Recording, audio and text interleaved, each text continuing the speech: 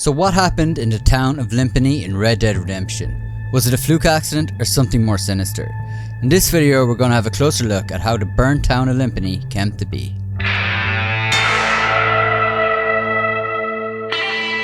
Lmpany is an abandoned settlement in the Heartlands region of the state of New Hanover. It lies northwest of Flatneck Station near the Dakota River. This small abandoned town was burnt to the ground at some point before 1899. In the third Red Dead Redemption 2 trailer, we actually saw clips of Otter standing in the middle of the town while it was burning, which may suggest that the burning town was actually part of the story at some stage. But how did this happen? Searching through the charred remains, you'll find numerous ruined houses and some common establishments that you'd find in many western towns, such as Brewster's Provision Store, as well as McCluskey's Saloon. You will also find a sheriff's office and a jail building. In the single player game, Arthur can actually find a lockbox containing a gold bar and a special horse stimulant pamphlet underneath the desk in the sheriff's office.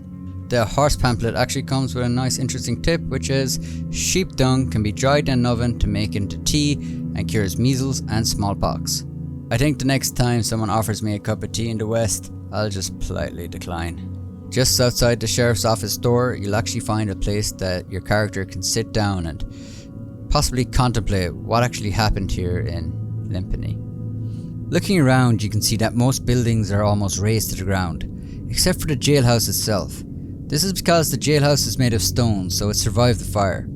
Sadly, the unlucky inhabitants inside did not. It doesn't look like the fire got in here, because we can even see that the straw underneath one of the prisoners has been untouched by flame, so it's most likely that the two people in here suffocated from the smoke.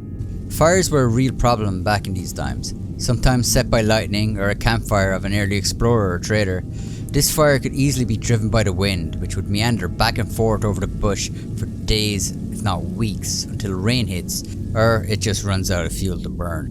There are two main theories that people like to speculate at what happened in Lmpany. The first is based on the blue barrels that you'll find scattered throughout the town. These blue barrels are all stamped with the brand Cornwall Kerosene and Tar, which is owned by Leviticus Cornwall.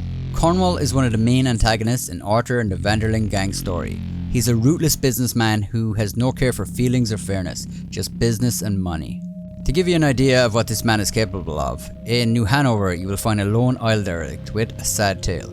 It belonged to a small local company that was owned by Mr. Varley, who happened to undercut Cornwall Kerosene and Tar, which was a rivaling company in the region. This action cost Varley his life, and you can find his burnt remains at the oil derrick.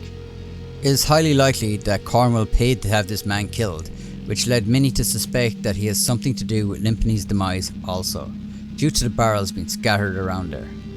But did he? The truth is, you will find these barrels scattered across many settlements in Red Dead Redemption. You'll find them in Strawberry, and even here in Valentine, where people are using empty barrels to store tools and prop up ramps to get into a store. If you want, you can even shoot some full barrels to create a little fire in the surrounding area if you're so inclined. It's not going to be a huge fire, and even if you throw a stick of dynamite, you're not going to create a huge mess. But I suppose this is probably just limited game mechanics. I'm sure in real life, a bit of kerosene can go a long way.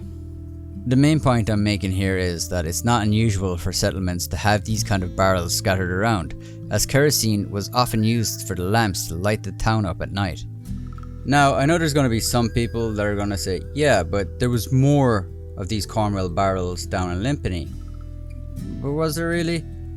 There isn't a train station in Lmpany, so it would make a lot more sense for the general store to kind of stock a few more barrels it needs, because it definitely doesn't want to run out of kerosene, as this would have probably been a good moneymaker for the general store to have in this town.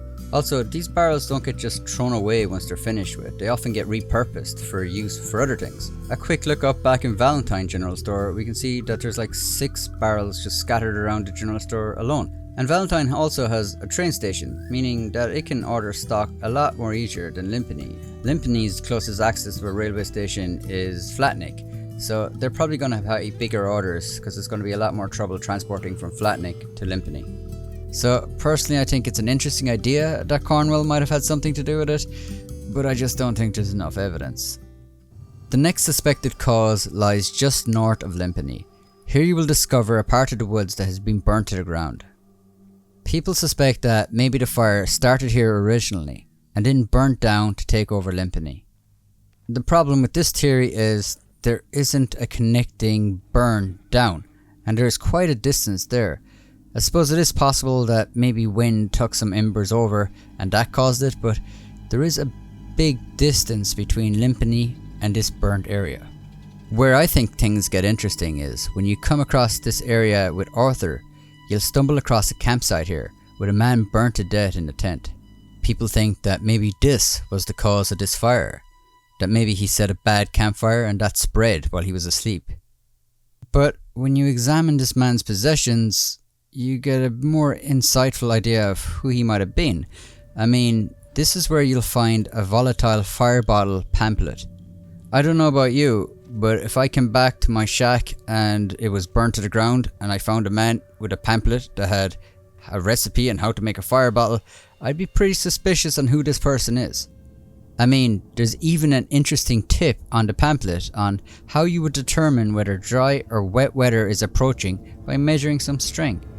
This is definitely the kind of information that an upcoming pyromaniac would like to know. And we do know that pyromaniacs exist in this world. I mean, we did bring in the Mama's Boy as one of the legendary bounties, so I do think it's quite possible that there is a person out there that would have burnt the town to the ashes and then accidentally burnt himself over his passion for fire. Karma at its best. This is of course a bit of a leap, but I think it's less of a leap than it was Cornwall that did it, just because you found a few barrels scattered around. I mean, his product is found across most settlements, so if any of them burnt down, he would be a prime suspect as well. But it's definitely an interesting theory, and I definitely think he's the kind of man that would burn a town for profit. The truth is, I don't think we'll ever know really what happened in Lmpany. Unfortunately, we were never actually given any quests for it, or we never found any letters in Lmpany, and none of the townsfolk talk about it.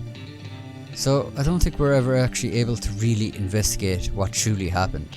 I mean, it could have just been a random lightning strike that devastated the town, or someone knocked over a lantern.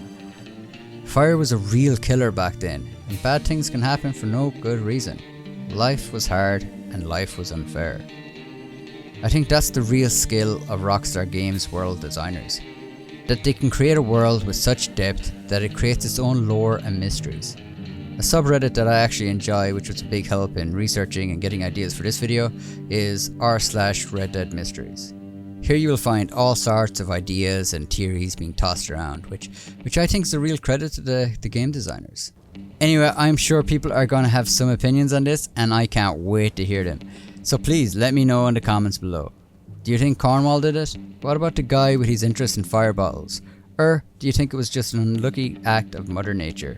Or do you have a better theory? If you do, I'd really like to hear it.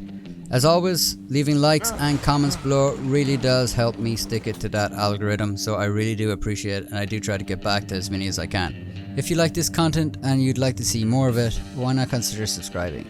It's free to do, and it really does help out the channel a bit more as well. Also, thank you again to all the members who support this channel. I wouldn't be able to do this without you, so thank you. Catch you all in the next one.